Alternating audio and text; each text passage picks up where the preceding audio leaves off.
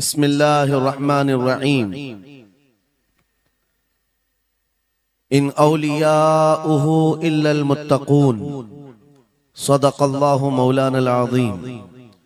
बारगाह रिसालत मुआब सल्लल्लाहु तआला अलैहि वसल्लम में एक बार दुरूद पाक का हदिया पेश करें। अल्लाहुम्मा सल्लि अला सय्यिदिना व मौलाना मुहम्मदिन मअदनिल जूदि वल करम व आलिहि व अस्हाबिहिल किराम व इब्निहिल करीम व बारिक व सल्लिम सलातन दाइमतन सरमदन अबदा। बरकत के लिए मैं अर्ज करता हूँ गौसे आजम बमने बेसरो सामा मददे क़िबले दी मददे काबे ईमा मददे। वाह क्या मर्तबा ए गौस है बाला तेरा, ऊंचे ऊंचों के सरों से है कदम आला तेरा। सर भला क्या कोई जाने के है कैसा तेरा, औलिया मलते हैं आंखें वो है तलवा तेरा। क्या दबे जिस पे हिमायत का हो पंजा तेरा, शेर को खतरे में लाता नहीं कुत्ता तेरा। अजीजा ने गिरामी वक़ार, आज की ये मजलिस पाक सुल्तानुल औलिया कंदीले समदानी महबूब रब्बानी सैयदना शेख अब्दुल कादिर जीलानी क़द्दसल्लाहु सिर्रहु शरीफ की बारगाह में खिराज अकीदत के लिए मुनाक़िद की गई है। और आज से ठीक एक साल पहले मुंब्रा की सरजमीन पर मैं आपके सामने हाजिर रहा और जलसा भी था गौसे पाक का ही। फिर साल भर के बाद बराबर यही अय्याम थे। जमीन थोड़ी बदली हुई लगती है, लेकिन मिंबर पर मौजूद उलमा भी वही तकरीबन मुझे नजर आते हैं और सामने के चेहरे भी पहचाने नजर आते हैं और जलसा भी वही है। ये बात मैं इसलिए जिक्र कर रहा हूं तवज्जो के साथ। साल भर गुजर गया मुंब्रा में, मैं खिताब करके आपके पास से रुखसत हुआ, उस बीच मेरा आना जाना हो न सका।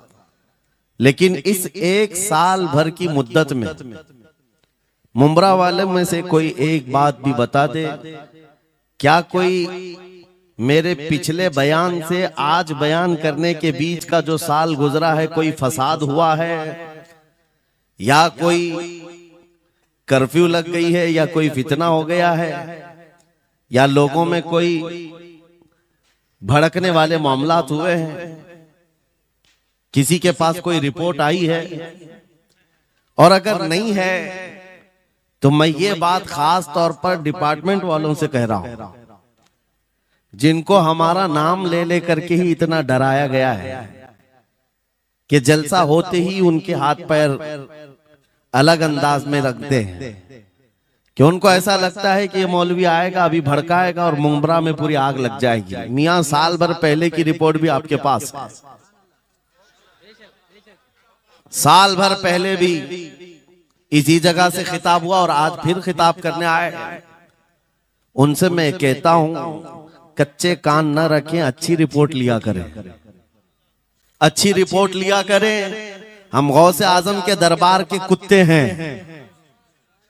हम फितना व फसाद मचाने या आतंक और दहशत फैलाने नहीं आते।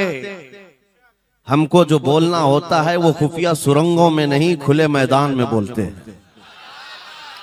हमारी कोई खुफिया मीटिंगें नहीं होती, ढकी छुपी प्लानिंग नहीं होती। गौसे पाक के दरबार के कुत्ते हैं, खुले आम बोल रहे हैं।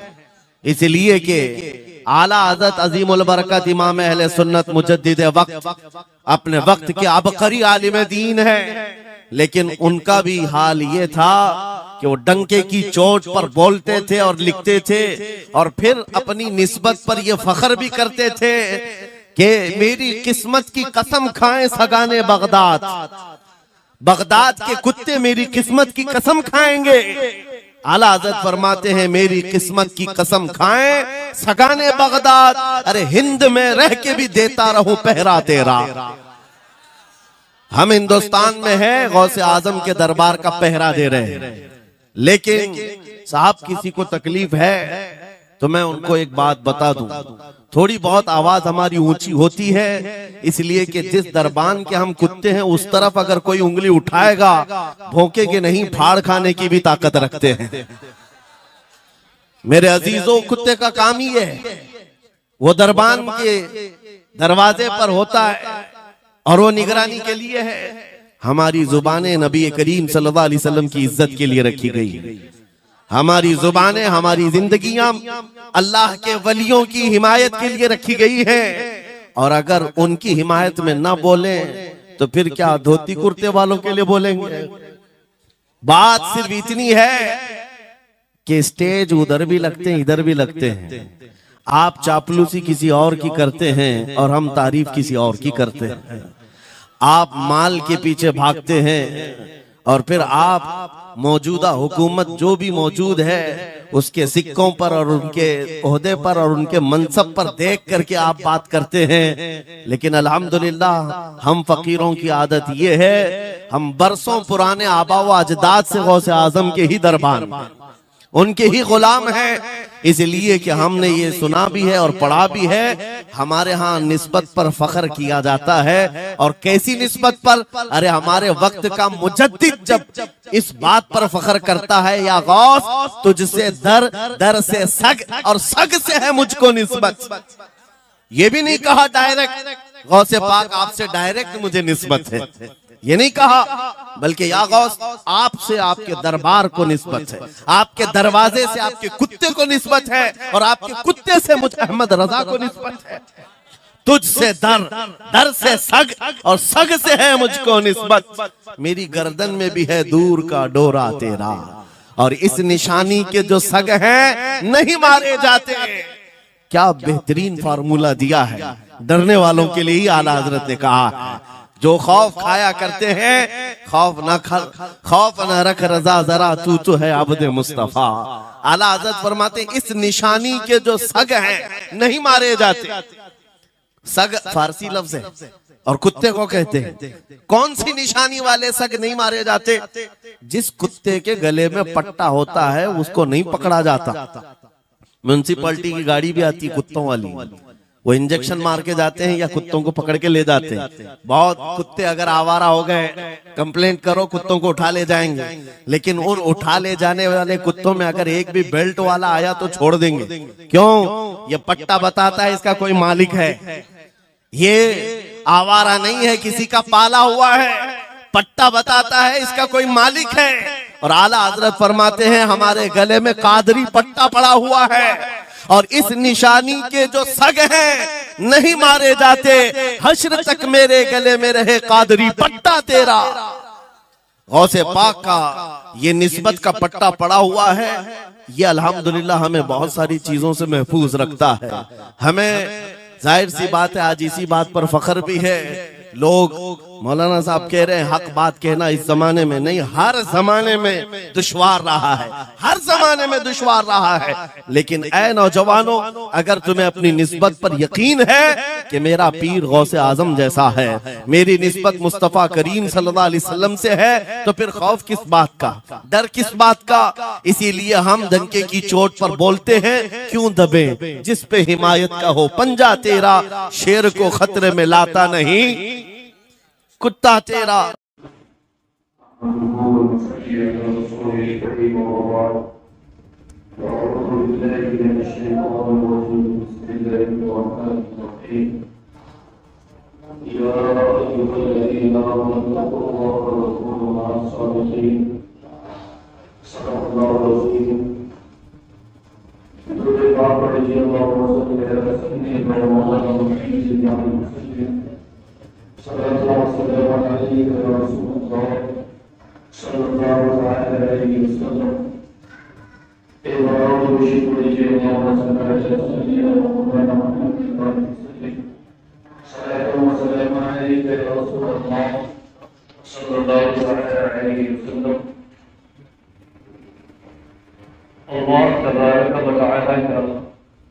बेपनाह शुक्र और एहसान है कि अल्लाह तबारक व तआला ने हम तमामी लोगों को अपनी बेपनाह नेमतों से नवाजा है।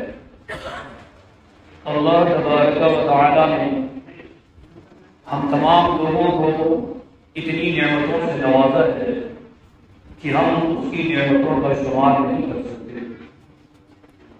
उन्हीं तमाम नेमतों में से एक नेमत जो बड़ी अजीम नेमत है जिसको हम और आप पानी कहते हैं, जो हमारी बड़ी ज़रूरतों को पूरा करता है।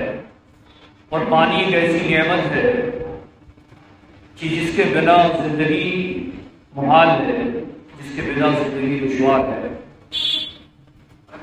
पानी की बड़ी ज़रूरत हमारी ज़िंदगी में है, और अगर हमारी ज़िंदगी में पानी ना होता, अल्लाह तबारक व तआला ने पानी जैसी अजीम नेमत हमें अता ना की होती, तो यकीनन हमारी ज़िंदगी दुश्वार ही नहीं मुहाल हो जाती। और पानी अगर हम देखें इस दुनिया में तो पानी की मुख्तलिफ शक्लें हैं, और पानी का जो जायका है वो भी मुख्तलिफ जायका है, और उसकी शक्लें और उसके जायकों का दारोमदार उसकी ज़मीन से, यानी जैसी ज़मीन होती है उसी के लिहाज से पानी होता है। जहां ज़मीन पथरीली है, जहां ज़मीन में पत्थर ज़्यादा है, वहां गालिबन अक्सर और बेशतर ये देखा गया है कि वहां का पानी खारा होता है। और जहां की ज़मीन में मिट्टी है, जहां की ज़मीन मटेरा है, वहां पर पानी शीरी होता है, जिसको मीठा पानी कहते हैं, जो पीने के काम आता है। ऐसे ही वो ज़मीन जहां रेत ज्यादा है, रेतीली ज़मीन है, और उसमें पत्थर भी मिले हुए हैं, यानी रेतीली और पथरीली ज़मीन है, वहां भी अक्सर व बेशतर देखा गया है कि पानी खारा होता है।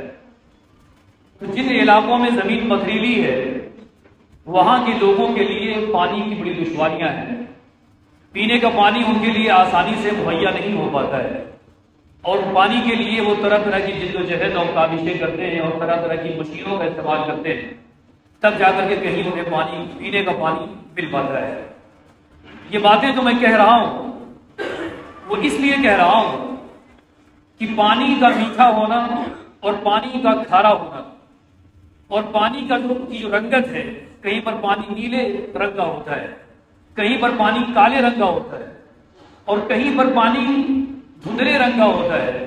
यानी अलग अलग जगह पर पानी की अलग अलग रंगत भी हमें देखने को मिलती है, जिस तरह अलग अलग उसका जायका हमें मिलता है। ये तमाम बातें मैं इसलिए कह रहा हूं कि पानी की रंगत और उसके जायका का दारो मदार जो है उसकी जमीन से है।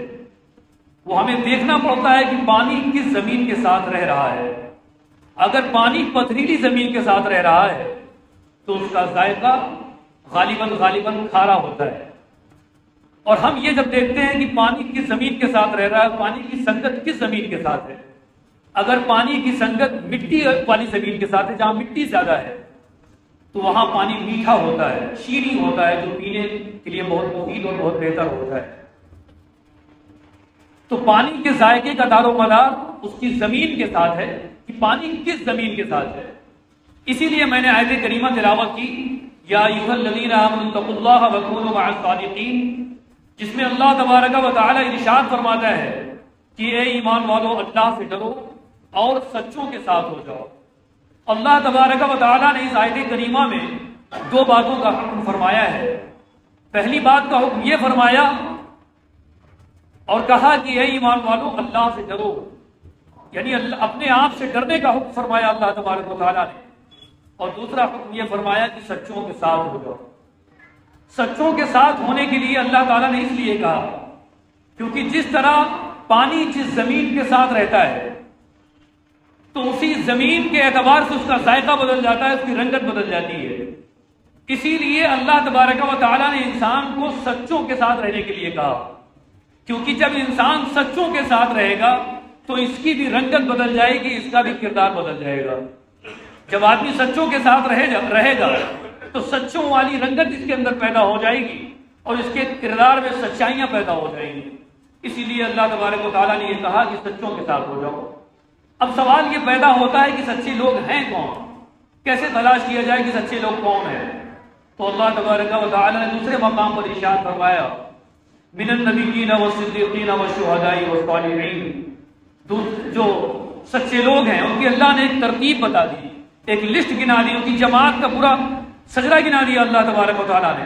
कहा मिनन नबिय्यीन, वो नबियों की जमात है, वो सिद्दीकीन और वो सहाबा की जमात है, वो शुहदाई यानी वो शोहदा की जमात है जिन्होंने अल्लाह की बारगाह में अपनी जानों को कुर्बान किया। और कहा वस्सालिहीन, वो औलिया किराम की जमात है।